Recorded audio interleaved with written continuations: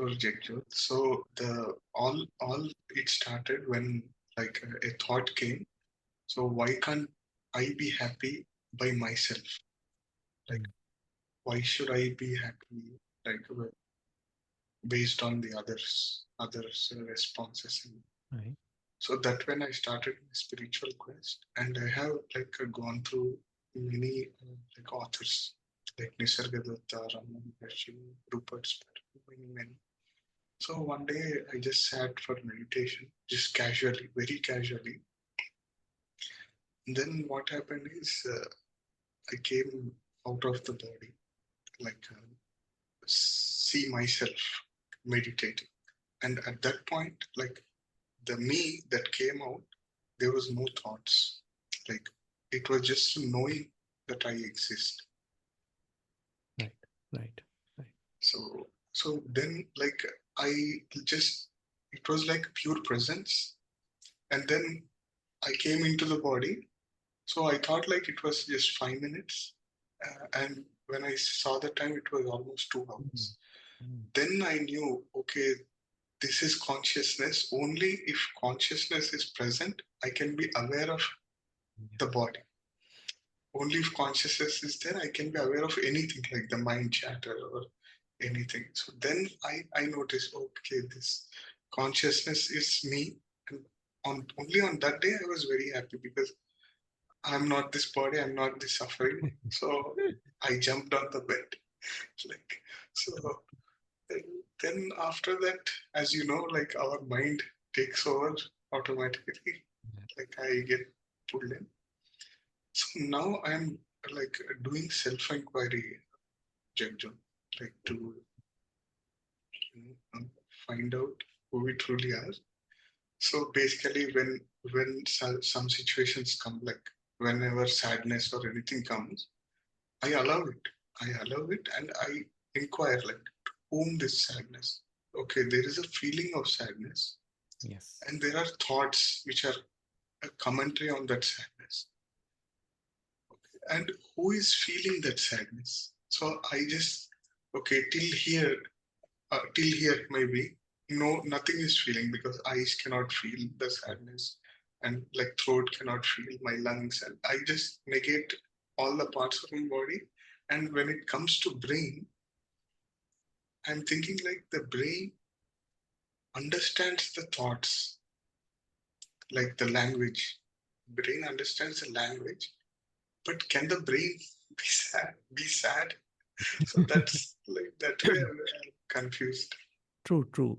It's just that the intensity of emotion, intensity of feeling, sometimes produces this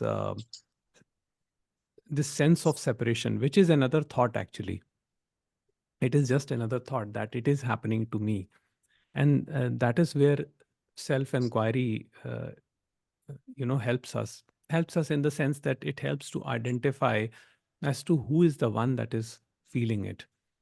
And now, if you see carefully, there is actually, you'll never be able to find the entity that experiences any thought, any sensation, any emotion. But yes, it so happens that when the emotion or sadness or anger or any other, emotion is heightened, it sort of feels like as if there is someone here to whom all of these things are happening. And normally we go about in this world, with this sense that we are separate and we are living separate lives and that we are not connected with anybody. And perhaps this is the reason for most of our relational turmoils and most of the wars and things like that which happen in the modern world. Because when we identify with this limitation that I am just the mind, just the body, then all our life we will just try to protect this because it is limited. We want to protect it, but what we miss is that there is a knowing which knows where this body, this mind shines as a reflection. Without that knowing, nothing is possible. So when that recognition happens, that is when the self inquiry ends. That is when the self inquiry finishes. Now, the recognition is not based on time per se. It is, uh, it is for this reason. Ramana Maharshi said that for some people, it is just enough to tell them that self is all there is and they get it. No, we are not the lucky ones who had it that way. We had to go through the process of vichara. But he also said that there are some others who have to go through a lot of contemplation, a lot of self observation, reflection, and then then they come across, then the recognition happens. And while third, they said that they have to actually, in the third category, um, they have to actually go through a lot of suffering before they even come to this point where they actually examine this question. And we see that in the majority of the world is actually like that, where we suffer continuously in our associations, relationships, and through that uh, we are drifting towards it, so as to speak.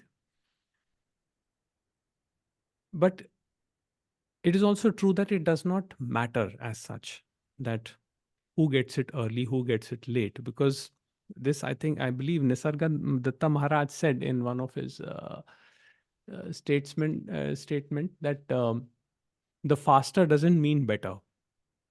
So whenever you are destined for it, it will happen.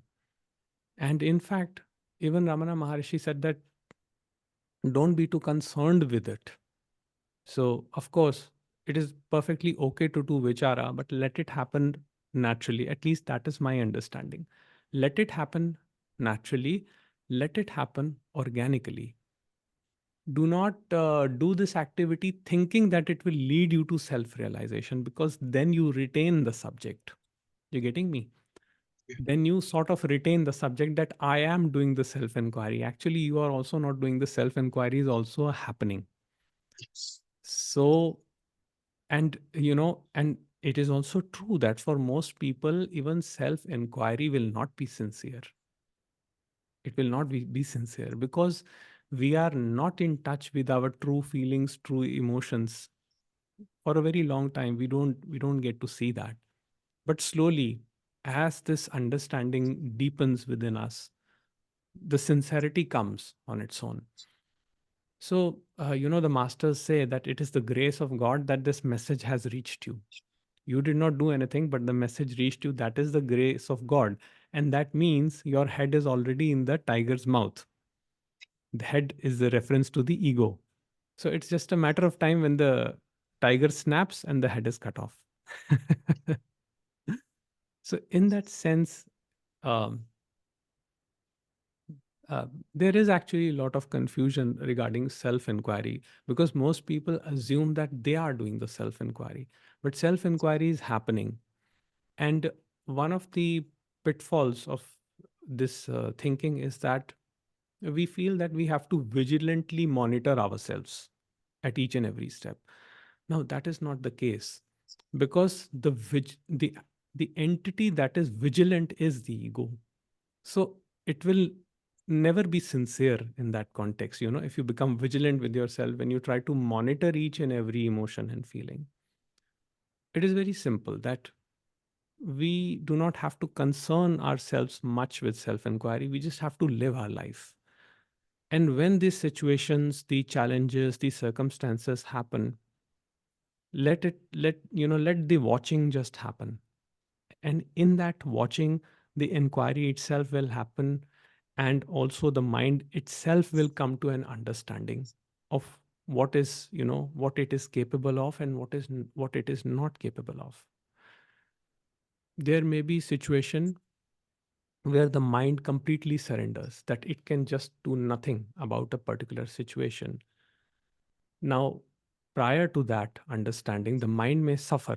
The mind may say that I want to change my circumstances. Maybe I'm not doing well in my job, or maybe I'm not getting along with my senior, my boss, or my wife, or or any, or maybe I'm having some financial trouble.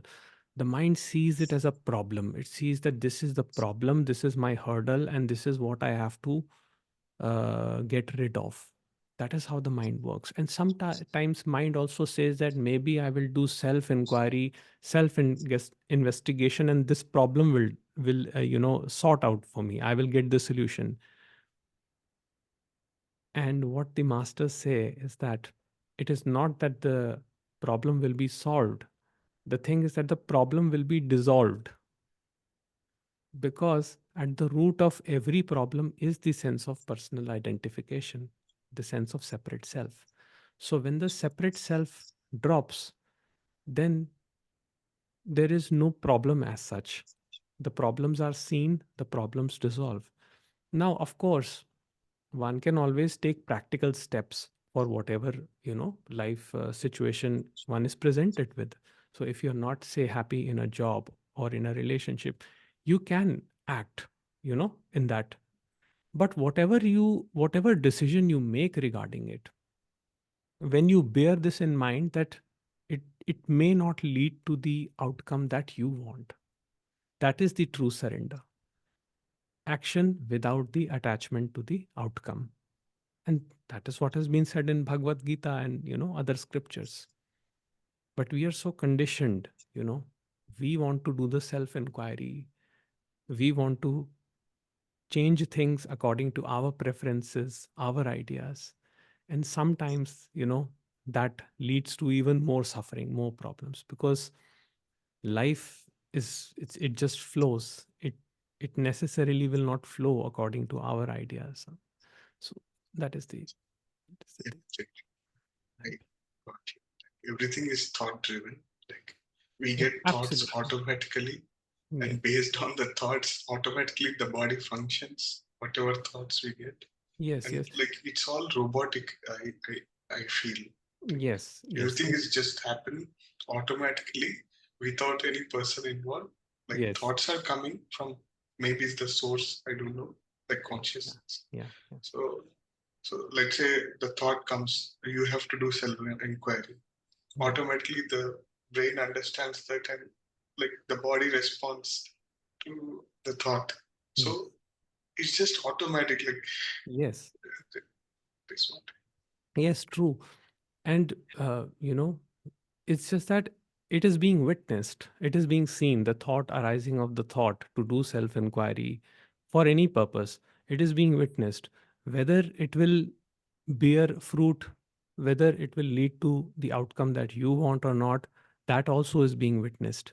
So in that, the understanding comes that sometimes, even after doing all the meditation, even after doing everything in my capacity, the mind may not be quiet. And when that is seen, not by the mind, when that is seen, when that is witnessed, then automatically the mind does not get any space to move. So it turns on itself, you know. It is a very natural process. It is not to be done as such. It happens on its own. The mind turn on itself. And that is self inquiry. When it turns on itself, it sees that it is not the I that it thinks it is. And that is when it merges back into the source. But even after that, since we are in phenomenality, the I comes back, the mind comes back. But you see, now it has tasted the awareness. Now it is self aware of its own quality, which is pure knowing. So there is a difference.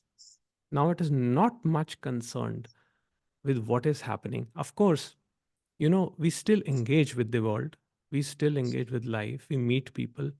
In fact, what you will notice is that we become more spontaneous, as in our engagement increases with the world, but not our involvement.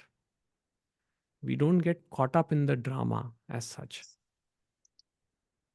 So that is, yes, that is one change that happens. So we don't uh, see things in this light of good or bad, and you know or this or that.